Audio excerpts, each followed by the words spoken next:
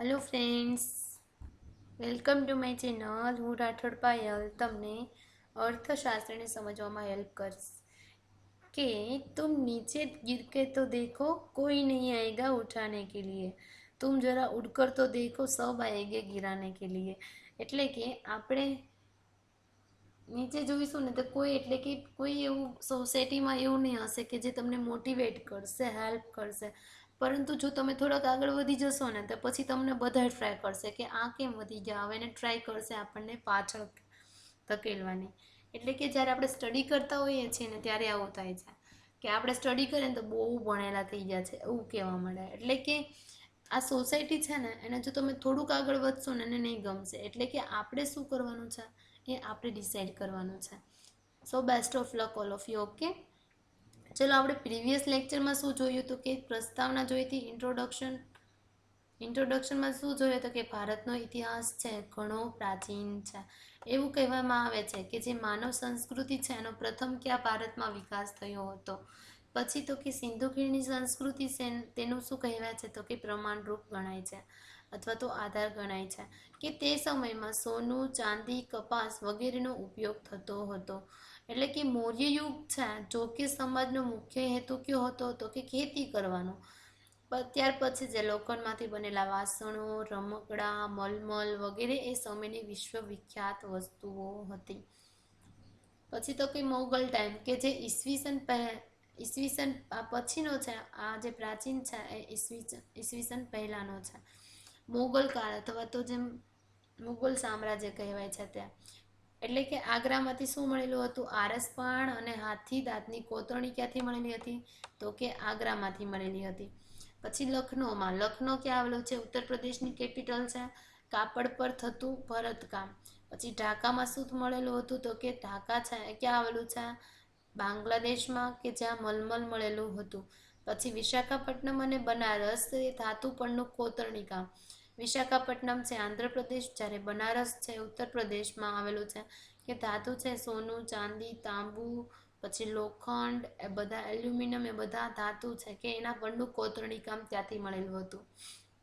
પછી છે પંજાબમાં શસ્ત્રોનું ઉત્પાદન થાય છે. એટલે કે પંજાબ છે એના જે સિક્યુરિટીના જે સાધનો છે એનું ત્યાંનું ફેમસ હતું.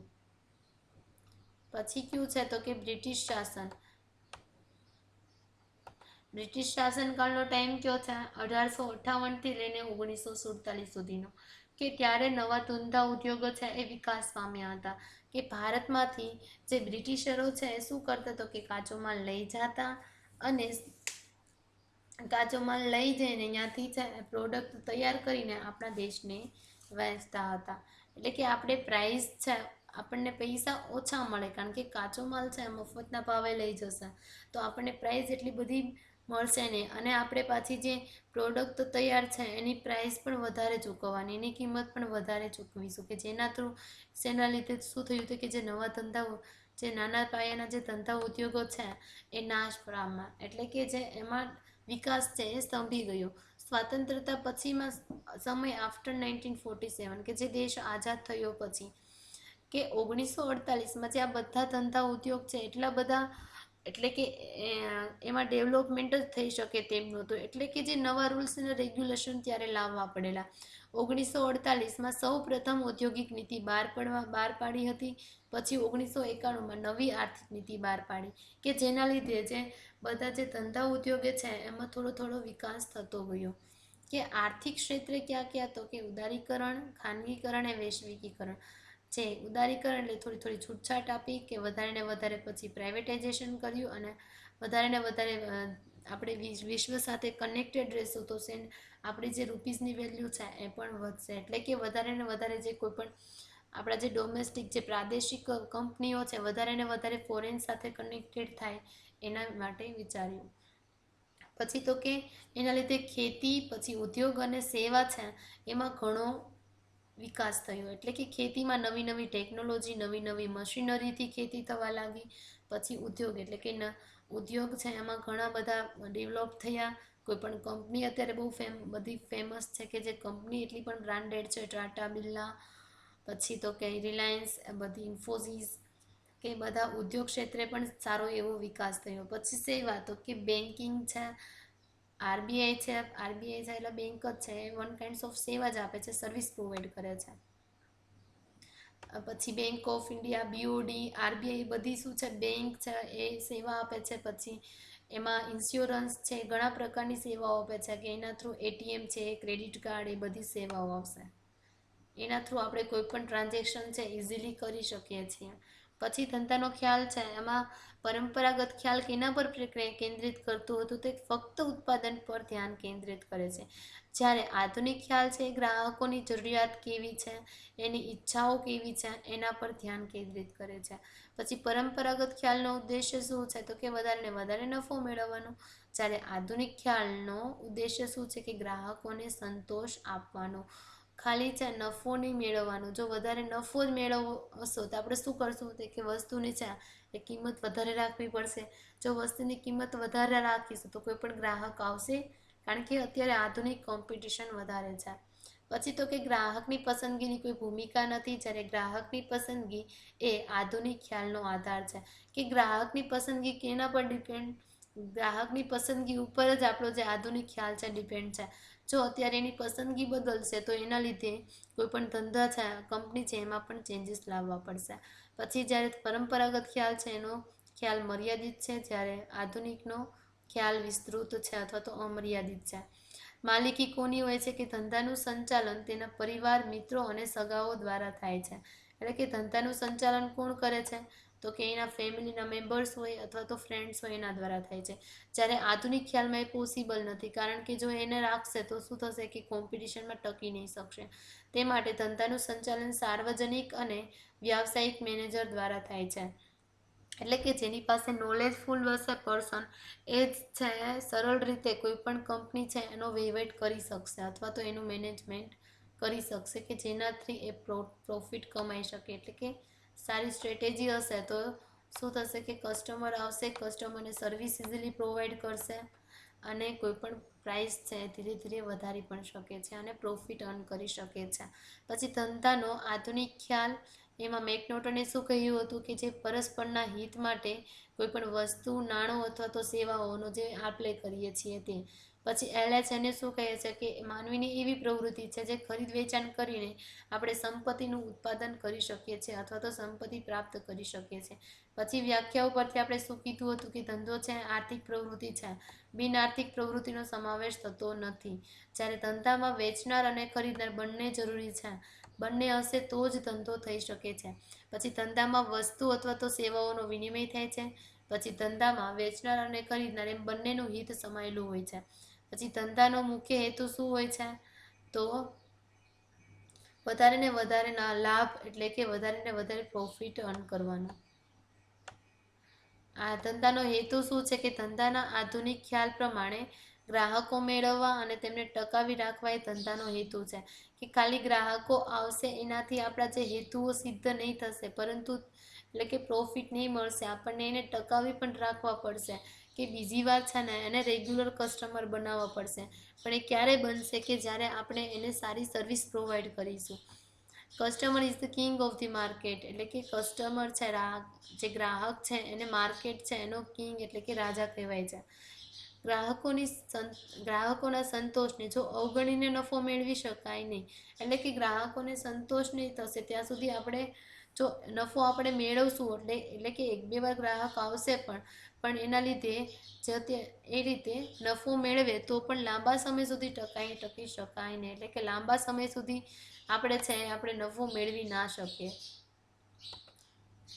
હવે શું છે, કે ધંધાના હેતુઓ, એટલે કે ધંધો છે એના હેતુ શું છે, એના ઉદ્દેશ્ય શું છે, તો કે જરૂરિયાતની વસ્તુઓ પૂરી પાડવી. એટલે કે જે કોઈ પણ વ્યક્તિને જરૂરિયાત હશે તેવી એને વસ્તુઓ પૂરી પાડવી પડશે.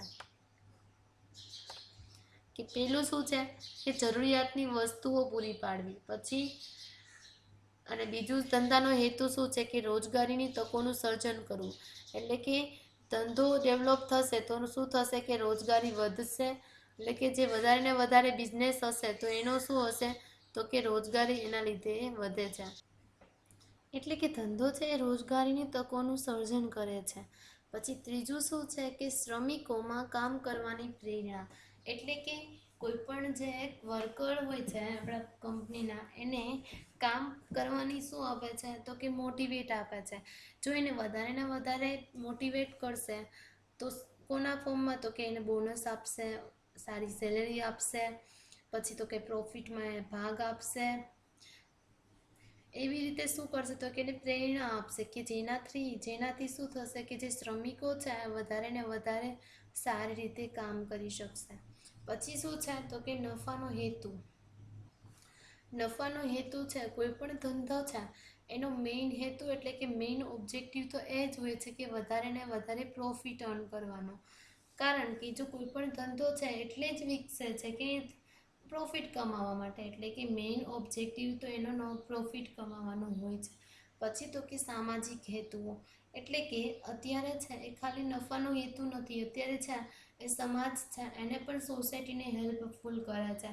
ફોર એક્ઝામ્પલ જે રિલાયન્સ કંપની છે એણે ઘણી બધી આંગણવાડી કરી છે, એટલે કે રિલાયન્સ છે બધી રીતે યુઝ કરે છે, એટલે કે સામાજિક, એટલે કે સમાજને પણ હેલ્પફુલ થાય છે. હવે આપણે જે ઉદ્દેશો છે એને ડીપમાં જોઈશું.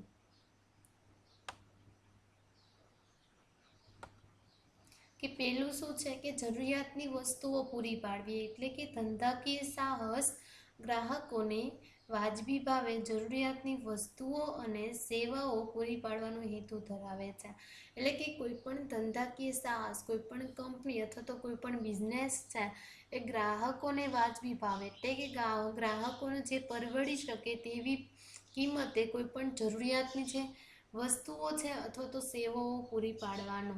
એટલે કે કોઈ પણ વસ્તુઓ છે અથવા તો સેવાઓ કઈ રીતે પૂરી પાડશે કે કોઈ પણ ગ્રાહક છે એને જે પરવડી શકે તેવી પ્રાઇસ, એટલે કે વાજબી પ્રાઇઝે. પછી તો કે આધુનિક ધંધાકીય સાહસનું એ પ્રાથમિક અને અગત્યનું કાર્ય ગણાય છે. એ તો પ્રાથમિક છે અને અગત્યનું કાર્ય છે કે જરૂરિયાત છે એને પૂરી કરવી. આના લીધે જ ધંધાકીય સાહસ પોતાનું અસ્તિત્વ ટકાવી શકે છે. જો એ જરૂરિયાતની વસ્તુઓ નહીં પૂરી પાડશે તો કોઈ પણ ધંધો છે એ ચાલી નહીં શકશે. એટલે કે એનું કામ જ છે, એટલે કે એનો ઓબ્જેક્ટિવ છે, એનો ઉદ્દેશ જ એવો હોય છે કે જે કોઈ પણ વ્યક્તિની જરૂરિયાત છે એને વસ્તુ પૂરી પાડવાનું. પછી રોજગારીની તકોનું સર્જન, કે ધંધાકીય સાહસ લોકોને રોજગારીની તકો પૂરી પાડે છે તેવી અપેક્ષા રાખવામાં આવે છે. એટલે કે ધંધાકીય સાહસ પાસે એવી અપેક્ષા રાખાય છે કે લોકોને છે વધારે ને વધારે રોજગારી પૂરી પાડે, કે જેનાથી કોઈ પણ વ્યક્તિ છે કે જેની પાસે નોલેજ છે પરંતુ તેને રોજગારી મળતી નથી, ઓકે, એને જોઈએ એવું સેલેરી નથી મળતું કે જેને ઇઝીલી મળી શકે. તેથી આધુનિક ધંધાકીય સાહસનો હેતુ અર્થતંત્રમાં રોજગારીની નવી તકોનું સર્જન કરવાનો પણ હોય છે. એટલે કે આધુનિક ધંધાકીય સાહસનું જે અર્થતંત્રમાં છે ને એનો શું હેતુ હોય છે કે જે રોજગારી વધારે ને વધારે નવી છે એ વધારે ને વધારે એને સર્જન કરવાનું હોય છે. કે તેનું પરિણામ રૂપે શું થશે કે જે કર્મચારીઓ અને જે શ્રમિકોની આવક પ્રાપ્ત થાય છે. એટલે કે કર્મચારીઓ છે એને શું મળે છે તો કે એને સેલરી મળે છે અને જ્યારે શ્રમિકોને પણ એનું વેતન મળે છે. રોજગારીની તકો પૂરી પાડવાની સાથે સાથે ધંધાકીય સાહસમાં માનવતાયુક્ત સંબંધ કેળવાઈ રહે તેવી પણ અપેક્ષા રાખવામાં આવે છે. કે રોજગારી પૂરી પાડે એની સાથે સાથે જે માનવતાયુક્ત સંબંધ, એટલે કે ત્યારે માનવીનો જે સંબંધ છે કોઈ પણ ધંધાકીય સાહસમાં તે કેળવાઈ રહે તેવી અપેક્ષા હોય છે. કે શ્રમિકો સાથેના માનવતાયુક્ત અને સારા સંબંધો ધંધાકીય સાહસમાં ઉચ્ચ કાર્યક્ષમતા જાળવી રાખવામાં સહાયરૂપ બને છે. એટલે કે આપણે કોઈ પણ ધંધો છે એની કાર્યક્ષમતા વધારવી હશે તો એના માટે એ કોણ ઇમ્પોર્ટન્ટ છે કે શ્રમિકો સાથેનો માનવતાયુક્ત અને સારા સંબંધો. કોઈ પણ બિઝનેસમેન છે અથવા તો કંપનીના માલિક છે એ જો એનું બિહેવિયર સારું હશે, એટલે કે એનું વર્તન સારું હશે કોઈ પણ શ્રમિકો સાથે, તો શું થશે તો કે જેની કાર્યક્ષમતા છે એટલે કે એ બિઝનેસ માટે કંઈક વધારે થોડુંક કરશે, એટલે કે એની કાર્યક્ષમતાને જેમ વધારે એટલે કે ઇન્ક્રીઝ કરવાની ટ્રાય કરશે. પરંતુ જો એના બિઝનેસમેન અથવા તો જે કંપની હોય છે એટલે એનું બિહેવિયર સારું ના હોય, બહુ સ્ટ્રિક્ટ રહે, તો શું થશે તો કે શ્રમિકો છે એને જે થવું એ થાય, એટલે કે એ સેલેરી પૂરતી વાત રાખશે, એને કે બહુ એની કાર્યક્ષમતા વિકસિત થાય એવું કંઈ એવું હોતું નથી એનામાં. આમ કાર્યક્ષમતા અને ઉત્પાદકતા માટે પ્રોત્સાહન રૂપ બને તેવા માલિક શ્રમિક સંબંધો જળવાઈ રહે એ જરૂરી ગણાય છે. એટલે કે આપણા બિઝનેસ છે એટલે ધંધો છે કાર્ય સારી રીતે કરી શકે એટલે કે કાર્યની ક્ષમતા વધે અને ઉત્પાદકતા એટલે કે આપણું પ્રોડક્શન વધે તે માટે પ્રોત્સાહન રૂપ બને તેવા એટલે કે કયું પ્રોત્સાહન રૂપ? કારણ કે માલિક અને શ્રમિક છે એના સંબંધો જળવાઈ રહે તે જરૂરી ગણવામાં આવે છે.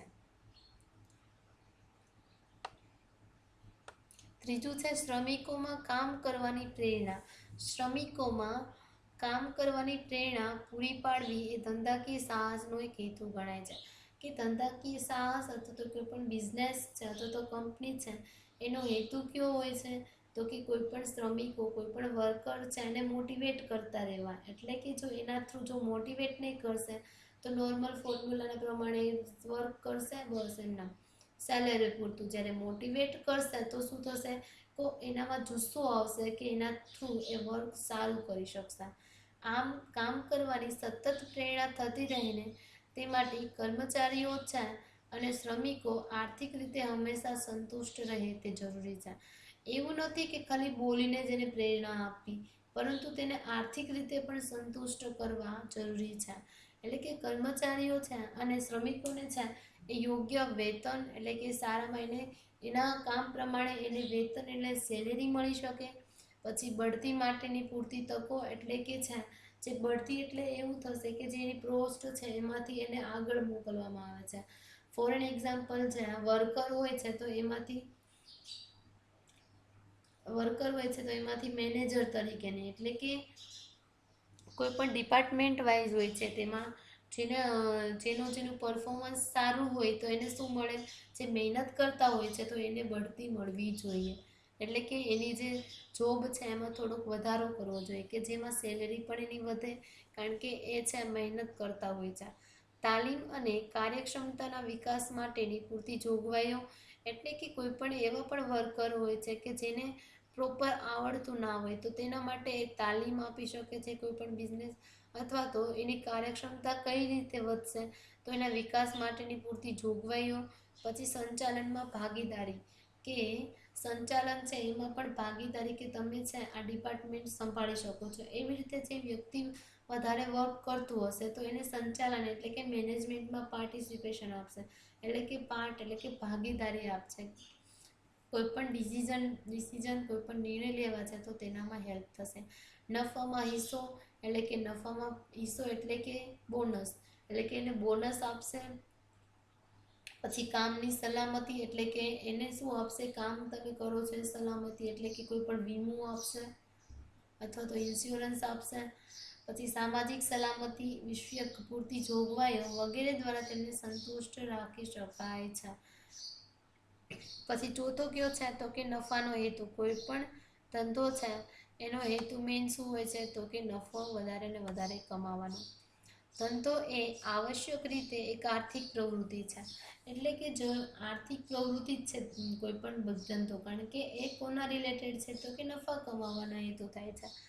અને તેથી તે વાજબી નફો કમાવાનો હેતુ રાખે તદ્દન સ્વાભાવિક છે. નફો એ ધંધામાં જોખમ અને અનિશ્ચિતતાનો સામનો કરવા બદલ મળતું વળતર છે. એટલે કે કોઈ પણ બિઝનેસમેન છે જે કંપની છે એ કેટલું રિસ્ક લે છે એટલે કેટલી અનિશ્ચિતતાઓનો સામનો કરે છે અને જોખમ ઉઠાવે છે. તો એને જે નફો તો એના બદલામાં એને શું મળવું જોઈએ? વળતર તો મળવું જોઈએ ને.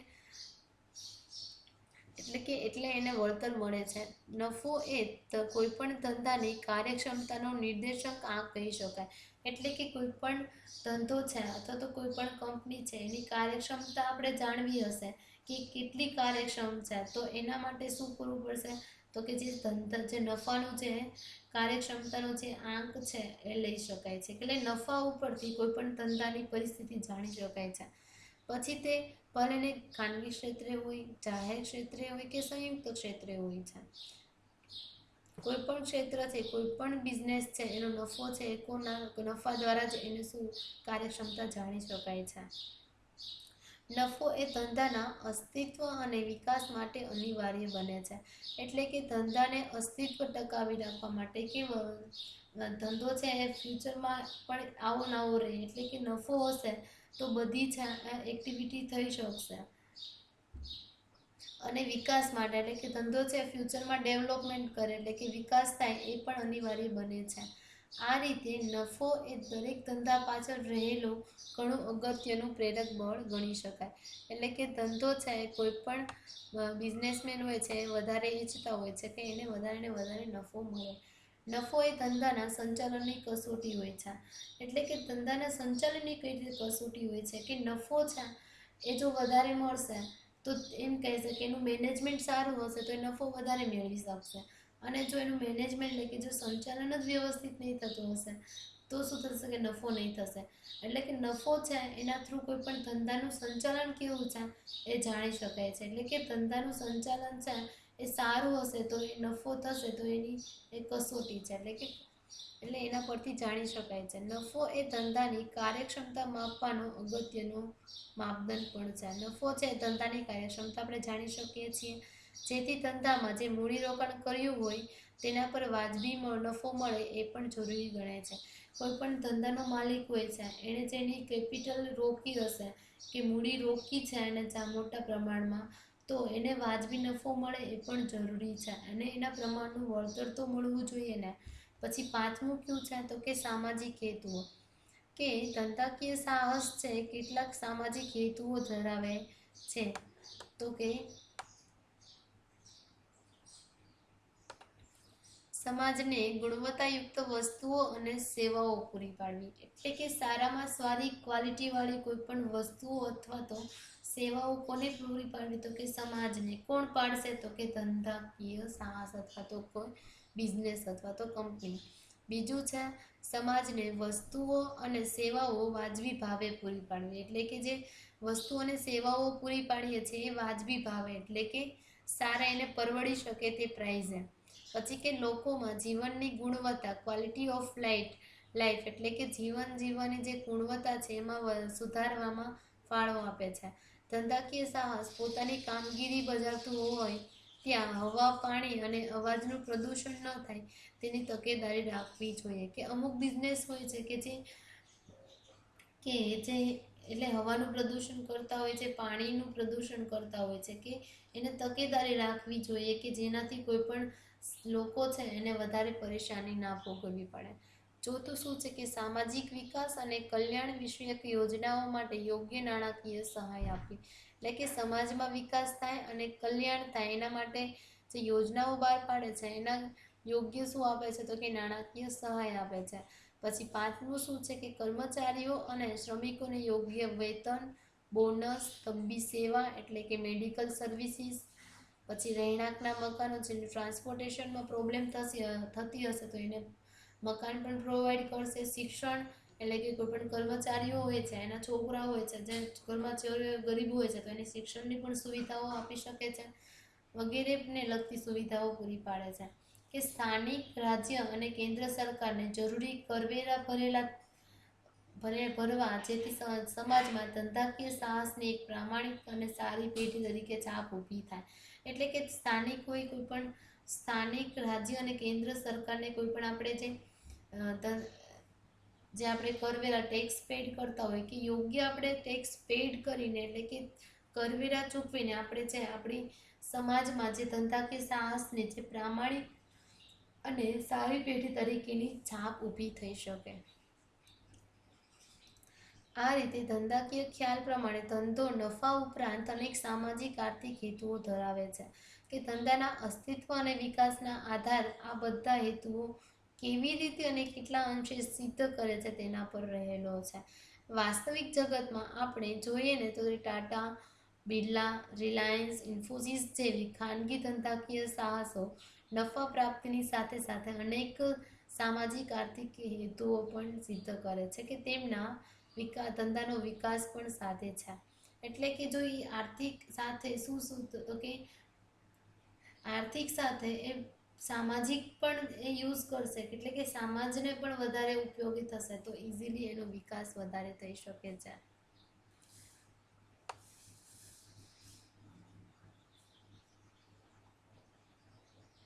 ધંધાના હેતુઓ ક્યાં ક્યાં છે તો કે જરૂરિયાતની વસ્તુઓ પૂરી પાડવી, એટલે કે કોઈ પણ જે વ્યક્તિને જે વસ્તુઓની જરૂરિયાત છે એ કેવી પૂરી પાડવી તો કે એને વસ્તુઓ એના ટાઈમે પૂરી પાડવી, પણ એ પણ કેવી રીતે તો કે એને કોઈ પણ ગ્રાહકને છે પરવડી શકે તેવી પ્રાઇસ, એટલે કે વાજબી પ્રાઇસ અને સારી એવી ક્વોલિટીવાળી.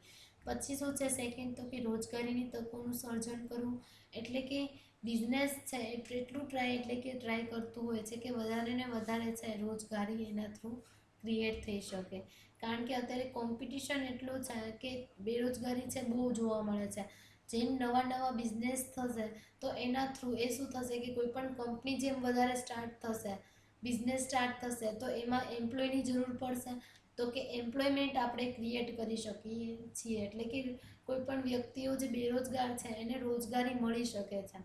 પછી તો કે શ્રમિકોમાં કામ કરવાની પ્રેરણા, એટલે કે શ્રમિકોને ડિરેક્ટ ખાલી કામ કરાવવાનું નથી હોતું, પરંતુ સાથે સાથે તેને પ્રેરણા પણ આપવી જોઈએ, એને મોટિવેટ કરવું જોઈએ કે તમે છે આ વર્ક કરશો, એટલે કે ફોર એક્ઝામ્પલ એને શું આપવામાં આવે છે તો કે બોનસ આપવામાં આવે છે, પછી તો કે નફામાં ભાગ, પછી એને કોઈ પણ મેનેજમેન્ટમાં પણ પાર્ટિસિપેશન આપે છે, અને એવી રીતે શું કરે છે તો કે કર્મચારીઓ છે અથવા તો શ્રમિકો છે એને કામ કરવાની પ્રેરણા અથવા તો મોટિવેટ આપશે, કે જેના થ્રુ એ શું કરશે કે કોઈ પણ બિઝનેસ છે એના હેતુઓને સિદ્ધ કરવામાં હેલ્પ કરશે. પછી ચોથો કયો છે તો કે નફાનો હેતુ. કોઈ પણ ધંધો છે એ કોના માટે તો કે નફાના હેતુ માટે જ તૈયાર થયેલો હોય છે, અથવા તો એનો મેઇન ઉદ્દેશ્ય નફાનો હેતુ હોય છે.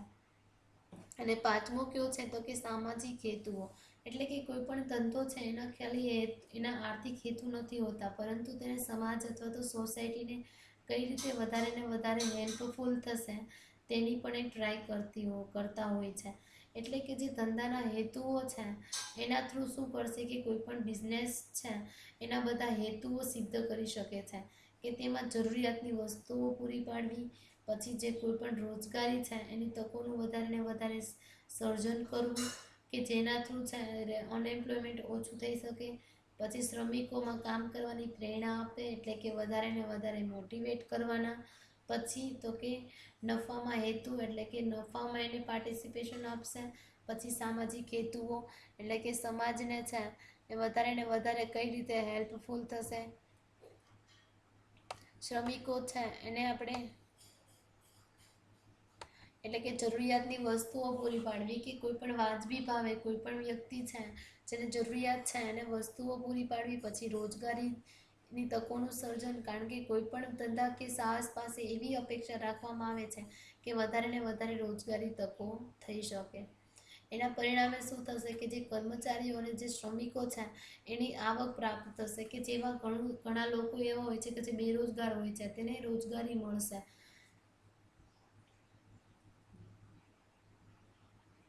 પછી છે શ્રમિકોમાં કામ કરવાની પ્રેરણા, એટલે કે શ્રમિકો છે એને મોટિવેટ કરશે, કે તમે છે સતત એને પ્રેરણા આપતા રહેશે કે તમે કર્મચારીઓ અને શ્રમિકો આર્થિક રીતે સંતુષ્ટ રહે એ પણ જરૂરી છે. એટલે કે મોટિવેશન છે ઇન ફોર્મ ઓફ વર્ડ ના હશે, એટલે કે એને શું કે ઇન્ફોર્મ, એટલે કે આર્થિક રીતે પણ એને સંતુષ્ટ રાખવા જરૂરી છે, કે જેનાથી કોઈ પણ કર્મચારીઓ અને શ્રમિકોને યોગ્ય વેતન આપે છે, અથવા તો એને સેલેરી જોઈએ એટલી આપે, પછી બઢતી, એટલે કે એની કોસ્ટમાં ઇમ્પ્રુવમેન્ટ કરશે, પછી તો કે તાલીમ આપશે, જો એને કંઈ પ્રોબ્લેમ થતી હશે તો એને તાલીમ આપશે.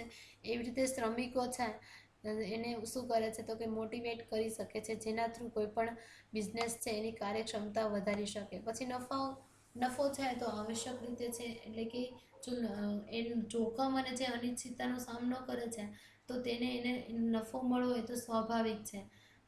કે પછી કોઈ પણ ખાનગી હોય, જાહેર ક્ષેત્ર હોય કે સંયુક્ત ક્ષેત્ર હોય તો તેને શું કરશે તો કે એનો જે નફા પરથી તેનો કાર્યક્ષમતા કેવી છે ને તે જાણી શકાય છે. નફો એ ધંધાકીય અસ્તિત્વ અને વિકાસને ટકાવી શકે છે.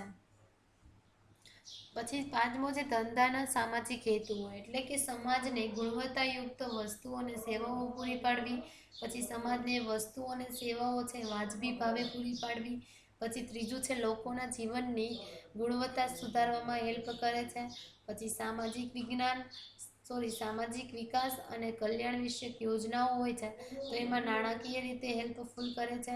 પછી કર્મચારીઓ અને શ્રમિકોને યોગ્ય વેતન આપે છે, એટલે સેલરી આપે છે, બોનસ પણ આપે છે. તબીબી સેવાઓ એટલે કે મેડિકલ પણ સર્વિસીસ પ્રોવાઈડ કરે છે. પછી રહેણાંકના મકાનો, પછી શિક્ષણ વગેરે લગતી સુવિધાઓ પૂરી પાડે છે. કે જો આપણે ટેક્સ છે, કરવેરો જો ઇઝીલી એટલે કે આપણે વ્યવસ્થિત ભરીશું તો જે સ્થાનિક એમાં કરવેરા ક્યાં છે કે સ્થાનિક છે, પછી રાજ્ય છે અને કેન્દ્ર છે. આ બધા ટેક્સ આપણે ઇઝીલી પેડ કરશું તો આપણે જે સમાજમાં જે ધંધાકીય સાહસની એક પ્રામાણિક છાપ ઊભી થશે.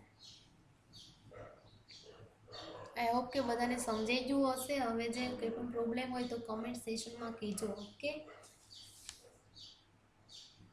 Take care all.